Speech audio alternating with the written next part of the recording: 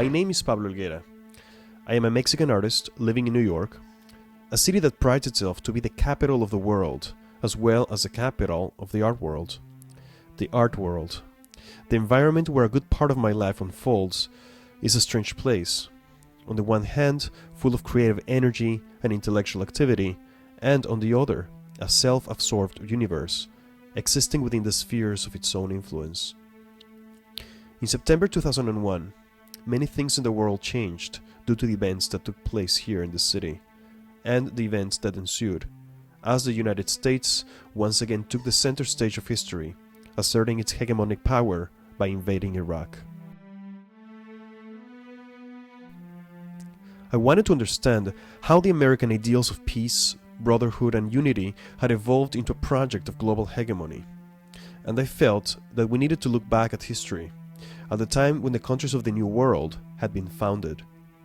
Where were those 19th century ideals of perfect American democracies imagined by leaders like Jefferson and Bolivar? Where was the America described by the poetry of Walt Whitman and José Martí? And where were the artists, the creative minds in figuring out what is happening to us today? As a Latin American artist living in Anglo-America, I asked myself further questions. What did the concept of nation mean to us today?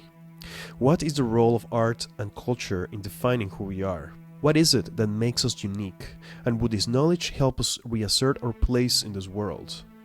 How can we create new ways to dialogue beyond the discourse established by international financial interests? And how can we have this dialogue through art in a way that will go beyond the more conventional formats of biennials, international museums, and art fairs?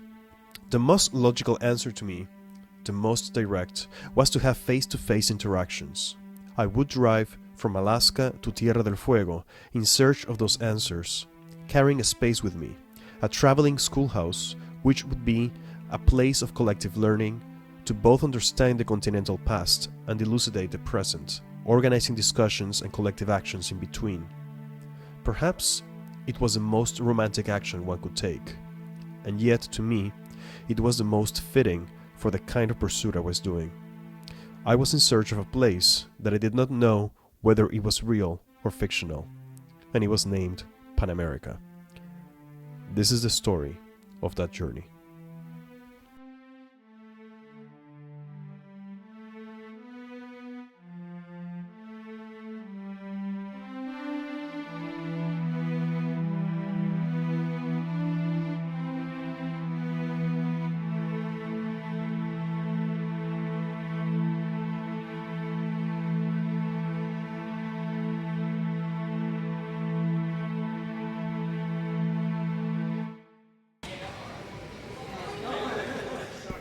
On May 19th, 2006, I arrived to Alaska with a 450-pound schoolhouse structure, with the intention to start the driving journey a few days later. Alaska, the last frontier, received me with around-the-clock daylight. After looking for hosts in Anchorage for months, the only one who replied to my proposal was Sean Lika, an artist and faculty at the University of Alaska, who rounded support to install the schoolhouse and organize a discussion. Constantinos Evgenios. Can we camp? Okay. Is there a roof on this?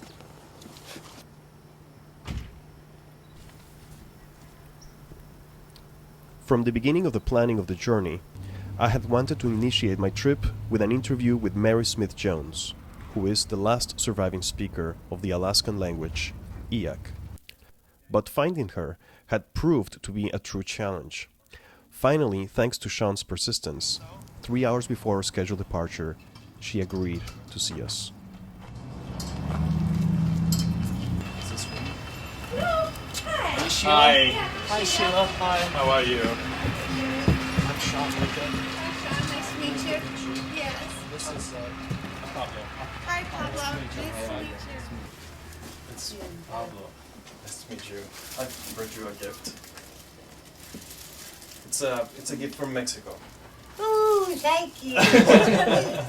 What does your name mean? He thought he read somewhere that meant the voice that you follow. Yeah, something like that. That draws you, like when you hear something strange or a beautiful song or something, you go toward it and see who's singing it and what is it. It's more like my voice draws you to me. And how do you say it? How do you say your name? Udatsko kaka'ap. Oh boy. That's beautiful sounding. You're walking toward that noise. I told her that my trip would end in Chile, where I would visit a woman who, like her, was the last speaker of a native language. You give her a great big hug for me and you tell her I know how she feels. It's sad, but we were the chosen ones to carry on and help the linguists write them down. Please tell her that. I will tell her that. Before we left, Chief Marie said a prayer in Iak. I would think about that prayer and about Chief Marie for the rest of the trip. The Alaskan Highway proved to be quite an early challenge. It was built by the U.S. Army during World War II, and it felt that not much had been done to it ever since that time. Hi, how are you? Hi. Do you have any alcohol or tobacco in the vehicle? None. Any firearms? No. Ammunition? No. Pepper spray, mace, or weapons of any kind? None. No?